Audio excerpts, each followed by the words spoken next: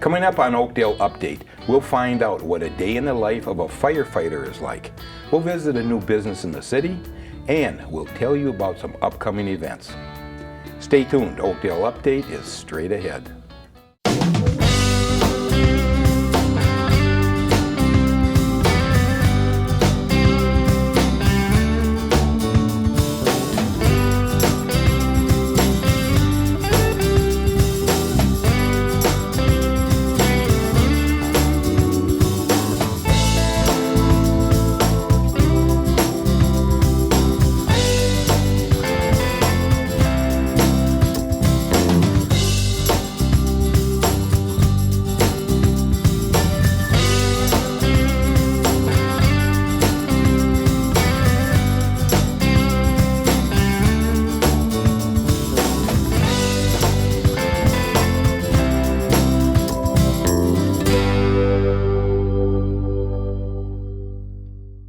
Hello and welcome to Oakdale Update. I'm your host, Frank Orsello. This is the City of Oakdale's news and information program about your community. The Oakdale Fire Department is a combination paid per call and full-time department working out of 2 stations. 40 paid per call firefighters answer approximately 2,000 medical, fire, and rescue calls per year. Have you ever wondered what a day in the life of a firefighter is like? Let's find out from 2 members of the department who are with me today, Tom Studiner and Mark Tiffany. Gentlemen, thanks for joining me on Oakdale Update. Glad to be here. Okay, Tom, tell me a little bit about yourself. I started with East County Line Fire Department back in 1994 and came over to Oakdale when Oakdale kind of opened up the whole city to be with the fire department back in 1997. So I've got 20 years as a volunteer Yes. with the Oakdale Fire Department. Okay. And in 2004, we started to hire full-time staff, and I was lucky enough to get a full-time position at that time, and I've been full-time since 2004. Okay. All right, Mark, how about you? I've got 33 years of experience in fire and EMS. Started in my kind of local community I grew up in Wisconsin, and then I've been here at Oakdale for over 20 years now. So you moved to Oakdale and joined the volunteers, correct? Yes, I was on the volunteer side first, and then 11 years ago I was hired full-time. Okay, so you're EMT paramedics. Correct. Correct? When how did you get to be a paramedic? Did it automatic, or when you went full-time, did that make you? I started out as an EMT because that's one of our did? basic requirements to be a firefighter for the city of Oakdale. And then once I became full-time, I went to become a paramedic. I went to night school to get my paramedic license. And you? I had my paramedic license for over 22 years. So when I came full-time to the full-time side, I already had my paramedic licensure, but I had worked for private ambulance services before that. Oh, okay.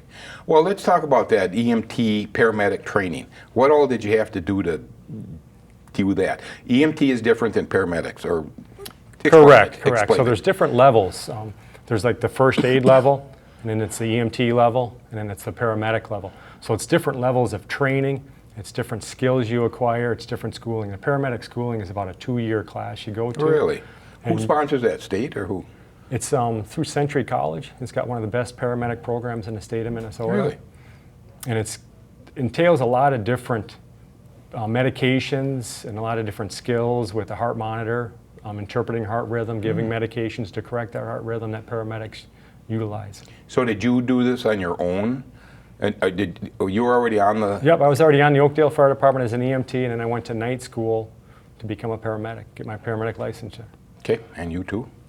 Yeah, I went to the full-time paramedic program back when I did it. So I was working nights for Lifeline 3 ground ambulance, and then going to medic school full-time. I was working as an EMT. So while I was actually working, I was putting myself through the school. So Good deal. So you did this on your own. Did you have to then take tests in order to get on the Oakdale, or to continue in Oakdale, or how did that work? There's not really any more tests once you become an EMT basic. You're kind of on the department. But once you get your paramedic license there's more continuing education classes that we have to take. You do. So it's usually about one Monday out of the month we're doing some kind of paramedic or EMT continuing education Again, is that class. Century? Is that Century again? It's through Regions Hospital. Regions EMS does it, and we've got in-house classes too for continuing education. Okay. All right, well, let's talk about the volunteer, just the volunteer fire department at this stage. What are the requirements to be? What are the requirements to be a firefighter and volunteer firefighter? Right. So we kind of have a joke in the fire service where we say basically the only thing they volunteer for is filling out the application, because after that it truly does become a part-time job, even for those that are not full-time, because they're getting paid per call when they respond on calls. They're getting paid while they're going to training. So the training starts out with the basic EMT course, and then Firefighter 1 and Firefighter 2 courses, which give them the whole kind of gamut of what the basic core skills a firefighter has to have. And then from there, they have to become proficient and trained in hazardous materials operations, which is kind of a state course. Hazmat, right? Hazmat, right. So those are the basics of even our part-time or kind of quote-unquote volunteer firefighters, what they have to go through. And this can take 18 months to 2 years for them to complete all that education when they first join. Okay, so where are they being trained? Well, I know you got the new fire station down there on Highway 5, the end there, right? Yeah. But that's for fighting fire, no. That's for kind of skills. That's Yeah. a training center for doing live firefighting training. But they go to courses at Century College, is where it does a lot of them, or other fire departments. And some of the other tech schools in the area might be putting on certain classes, but primarily they get a lot of their initial education through Century College. Okay, so I have to ask, what's the commitment to being a firefighter or volunteer It's firefighter? actually being Let's just say volunteer. It's a very big commitment to be a paid on-call firefighter. People don't call 911 and have it scheduled, so people are calling 911 at all hours of the day. So you're getting toned out to go down to the fire station to get on either an ambulance or a fire rescue truck anytime during the day. And then the training that we go through is going to be typically 3 Mondays out of the month. We've got about a 3-hour training class. So if you're working days, the training would be on a Monday night from 7 o'clock to 10 o'clock on Mondays, three Mondays out of the month. What if you have firefighters that are nighttime workers? Then we've got classes in a day from 9 a.m. to noon. Century College or Regions EMS will come in and teach those classes. They will. Now, how does that work? Do you pay them for coming to teach? Yeah, we've got a contract with them to provide that. And through our medical director, we have the medical director side of it too, for the EMS part of it, for the EMTBs and the paramedics. Okay. So while we're talking about that, what is the status on in Oakdale's firefighter numbers, I guess? So we have 8 full-time firefighter EMTs or paramedics that work the shift work 24 hours a day. We have the 2 full-time fire chiefs, and our part-time staff is about 15 people at each of the 2 fire stations. So Well, what do you mean part-time? Now, what is that? Part-time / volunteer, as we're speaking about.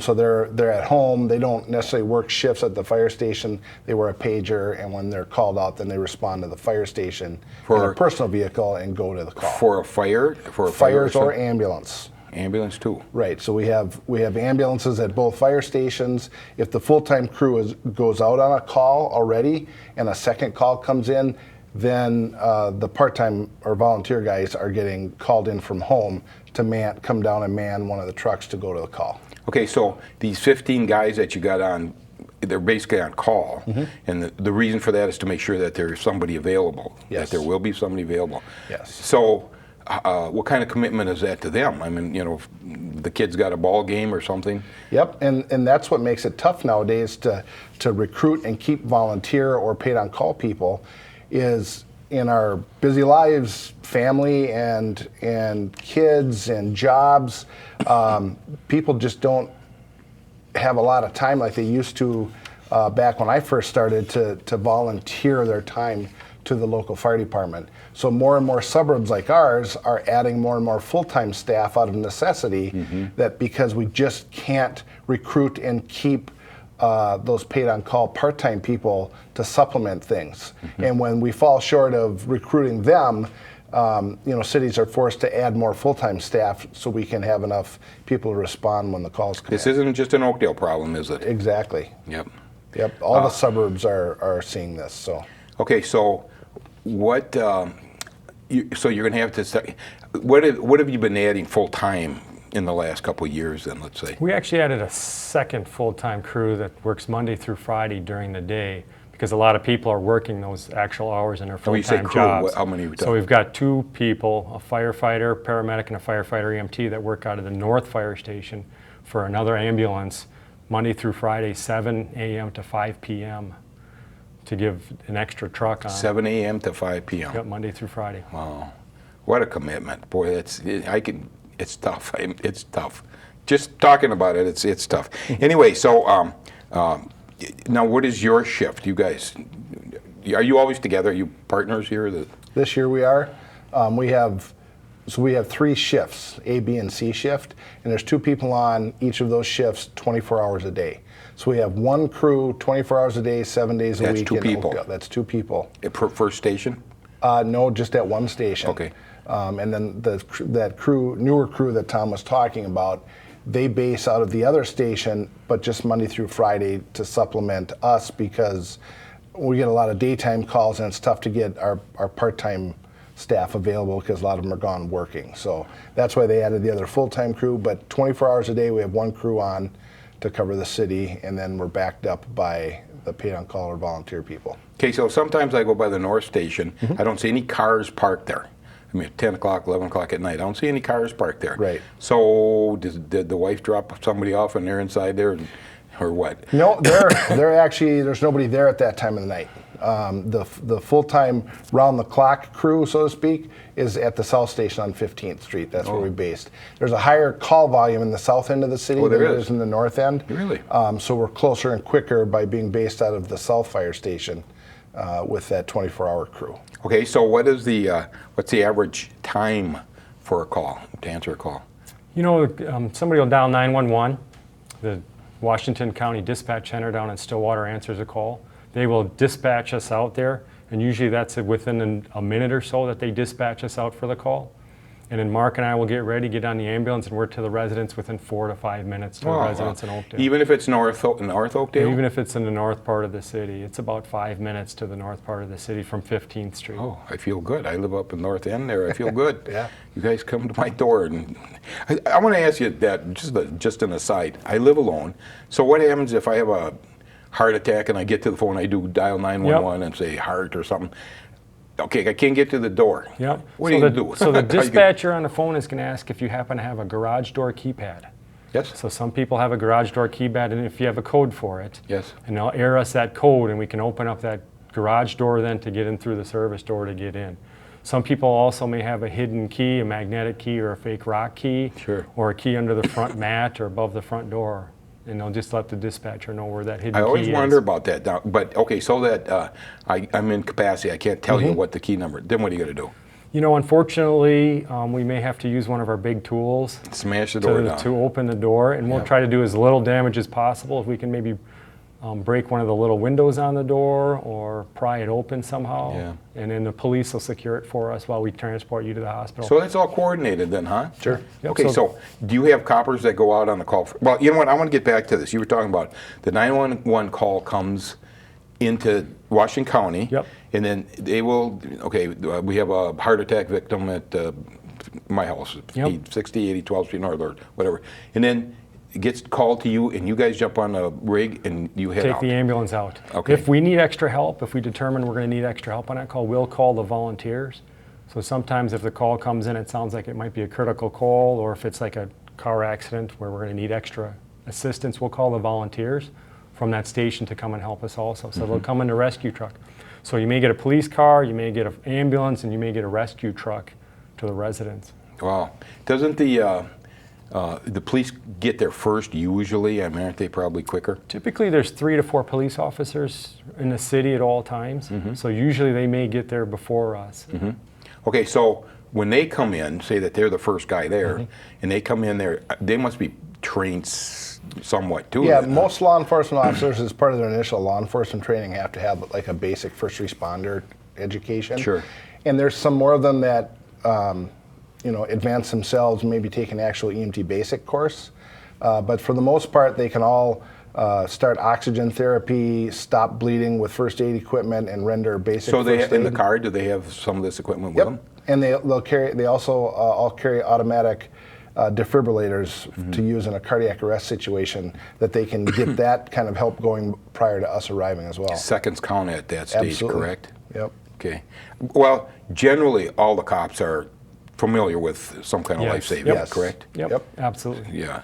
And they have the equipment with them, at least. Yes. If they know it's a heart, they'll run in with a... They'll run in with all the equipment too, and there's been numerous times where they've applied their AED before we've gotten there and shocked the person before we've gotten there. And then their AEDs are the same brand as ours, so we can plug then their AED patches right into our heart monitors. Sweet. All right, we're going to talk now about that ambulance of yours. And as you know, of course, I stopped and visited, and we sat in the ambulance, and it's quite a rig. But anyway, I want you to describe the inside of the rig and what's there and what you need. We'd like to think of the ambulance as kind of a rolling ER on wheels. So when you go to the emergency room, we kind of have all the same kind of equipment in the ambulance that they have in the emergency room. We've got numerous different kind of medications to try to help the patient if somebody's having like an allergic reaction. Okay, but how do you know that? You're in touch with Ramsey or somebody? So when we arrive on the scene and we clinically evaluate the patient, we're going to determine what kind of needs they have. We do have radio capability to talk to region's medical direction.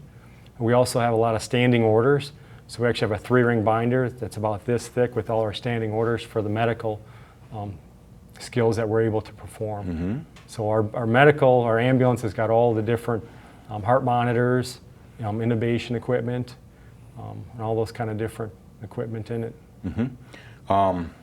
What about the latest big thing you always hear about is opium overdose? Okay, how would you know, and how would you treat somebody if you came into a situation like that?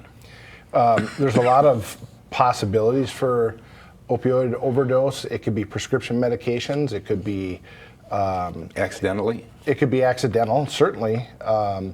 And we tend to see that maybe with more elderly people that can't quite manage their own medications and sometimes take too much. But we can also see the heroin addict that's using straight up heroin and overdosing. We get the same types of effects with those types of medications.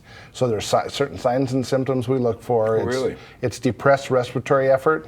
They might not be breathing very well, and their pupils might be little pinpoint dots and constricted and not reacting to light. And there might be other signs. There might be needle tracks in their arms, or might be empty pill bottles nearby. So we can see a lot of those signs or symptoms to know kind of what we're dealing with. To be able to treat now, them. what is isn't there some kind of a new treatment for opium overdose? Or? Well, it's not new for us in the hospital and pre-hospital settings. We've been using naloxone or Narcan for years to treat opioid overdoses.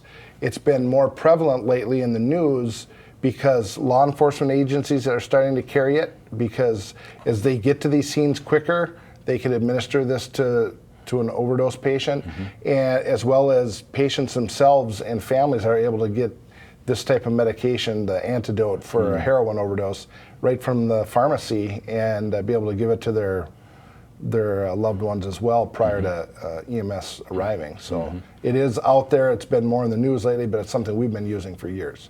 Okay. Now, what are the majority of your calls? So what 80% of the calls that come in the Oakdale Fire Department are going to be the medical. Somebody having the chest pain or trouble breathing, where we're going to take the ambulance. Okay, and is there a time, like during the day Typically, is more it's hard, going to or be nighttime, or? early in the morning when people are getting up. So Really? between like 5 and 7 o'clock in the morning, you know, that winter time when somebody goes out to shovel the driveway. And then in the afternoon between 5 and 7 o'clock when people are coming home from work. So when we get the most activity is when people are starting to get up in the morning and they find their loved one that might not be responsive or not responding appropriately. Or when people are coming home, we get a lot of traffic in the city of Oakdale on 694, so we get a lot of movement and a lot of people coming through the city. Be darned. Okay, now, I know you get them. What are some of the nuisance calls that you get? You know, just about anything you can think of, people will call for. And there's the police probably even get more of this type of call than we do. They do. You know, I know some dispatchers at the 911 center that say people will call in, not call 911 because they're out of cigarettes. They want somebody to get them cigarettes. Okay. Fortunately, they don't call us for that, but we do get called for runny noses, stubbed toes, things that you wouldn't necessarily typically think are an emergency, but at the time, that person, to them, it's an emergency, so they'll call 911, and kind of as a matter of practice, they send the ambulance to check those people out. Many times we don't end up taking them to the hospital, but maybe we've made them feel better because we came and visited with them. But all those little calls that happen, you know, potentially are taking our services away from somebody having a true emergency as well. So we certainly encourage people to actually seek other medical attention for those types of calls, like maybe through their clinic or their own doctor's office, or go to an urgent care if they have the capability. But we do see nuisance calls that really do kind of take up city services. Okay. If you go, do you ever go to make a house call and then you're able to take care of the problem? Can you do that? Or do you have to run them down to the hospital? No, there's occasions where we do go to someone's residence. If they've fallen and can't get up, we'll help them up into a chair. We'll make sure that they're able to ambulate by themselves and get around okay. So that's a legal call then? Is that that's a is legal that okay call? call? Yep. Call anything like that? Yep. Diabetic emergencies are another one, Oh, yeah. where we can actually treat the patient and get their blood sugar back up to a normal level, and then they don't necessarily need to go to the hospital at that point. So. Oh, that's great. Now, you do, I know out on the freeway, Oakdale's got a section, Woodbury's got a section, and North St. Paul, et cetera. Okay, you know, you guys answer wrecks, right? Is that correct? Yes, yep. All right, so that can be a pretty gory sight. So how are you immune to it yet? You just kind of cope with it and realize that we're there to help. We're there to help people get through that situation. People call 911 because they're having a bad day. So we need to be there to be able to help them and console them, whether it's a wreck on the freeway or a wreck, you know, on a commercial street. So we've got some different avenues. We have critical stress debriefing teams and stuff that can come and help us get through situations too if we've been on a very stressful call. So we kind of talk amongst one another too to help. That's good. Very good friend of mine, Eric Roski, as you probably, Lieutenant Eric Roski, captain now, but he used to tell me some stories that, and it was you people, the fire people going out too. I mean, there's pretty gruesome things that you have to witness. There are, yep. And so it's got to be tough on you. Yep, seen a lot of stuff over the years, but good partners to work with. You can do the tailboard talk when you get back and kind of vent, and you know, you talk about, gee, you know, I've never seen that before, or yeah, I've seen that before, and this is what we can do next time. So you work through that, and then if you're lucky enough, like I am and Tom is, to have strong support at home. Sure. Yeah, family members that kind of understand what we do, Absolutely. and kind of can be a sounding board for us sometimes too. And we'll watch out for one another. If I know somebody's been on a horrific call, I'll call them the next day or hours later. And our chiefs are very good at that too, and they'll follow up and help us out through Oh, things that's too. very good. Well, gentlemen, we're out of time, but I just want to throw a little information here. If someone's interested in joining the firefighters, to be a volunteer, you got some telephone numbers? They could stop at the North Fire Station at 5000 Hadley Avenue North between business hours, Monday through Friday, and talk to our administrative assistant and get an application. That'd be great. You need to live in the city of Oakdale to be one of our paid on-call firefighters. Okay. And we will send you through schooling. So you just need to be a high school graduate with a driver's license and live in the city of Oakdale is our requirements. Okay. And then we will send you through the EMT basic classes and all the other firefighting classes that And you we'll need. put a phone number on the screen too. So, Great. Okay, gentlemen, we are out of time. You did a fine job. Okay. All right. Thanks for having us. Thanks for being Thanks for here. having us, Frank. You bet. Each month on our show, we profile a different business in the community.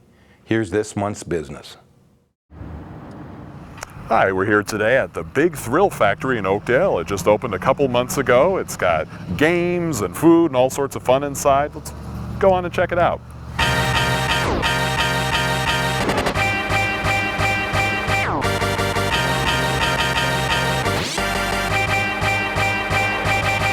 So Big Thrill Factory is a family entertainment center. So we're geared towards fun and entertainment of all ages, from 6 and 7-year-olds on up to the adults like you and I.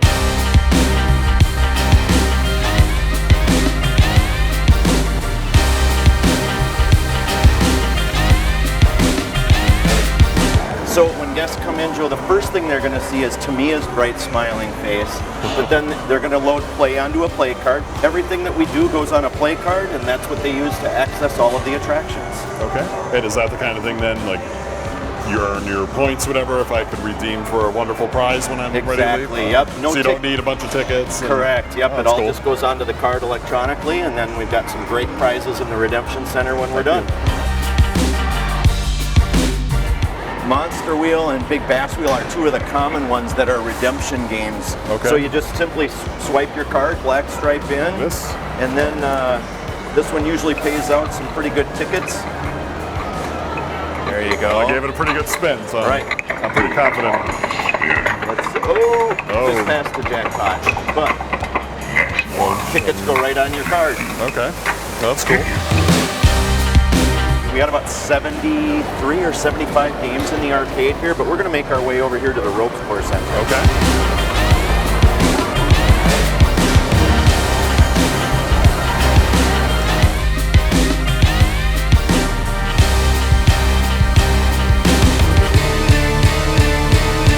As people are playing the arcade, the parents can still sort of keep an eye on their kids or friends or whatever that are up on the ropes course, and it just creates another whole level of excitement.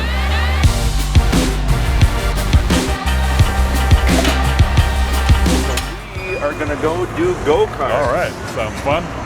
Yeah. So these are all electric and super fast and super fun. Okay.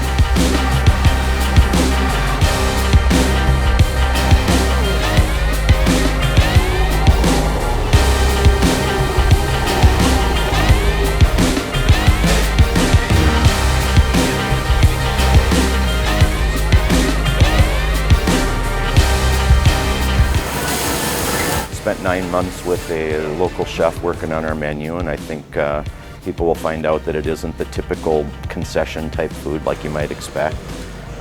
It's actually really, really good. So.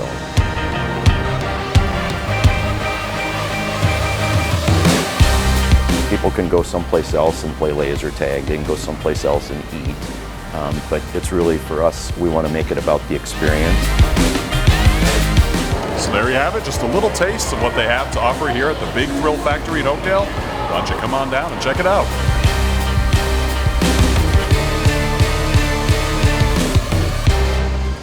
Here's a reminder that the new dog park in Oakdale, called the Bark Park, is now open. It's located on 50th Street at Helena and Heather Ridge Roads. A grand opening and ribbon cutting ceremony is scheduled at the Bark Park on Tuesday, July 25th at 5 p.m. We're almost out of time, but first, here are some upcoming events. The Farmers Market takes place every Wednesday through early October. It's a great place to pick up a variety of fresh fruits and vegetables, a bouquet of flowers, a loaf of bread, dessert, and so much more. In addition, each week, visitors will have the opportunity to check out the community booth to see what is happening locally. Also taking place on most Wednesdays is the Summer Concert Series. These free concerts start at 7 p.m. at the Walton Park Bandshell. A full list of performers is available on the city's website and in the Recreation newsletter. That's all we have time for on this month's Oakdale Update. For everyone at the City of Oakdale, thanks for watching. We'll leave you this time with some highlights from the recent community picnic that was sponsored by the City of Oakdale and the Oakdale Area Chamber of Commerce.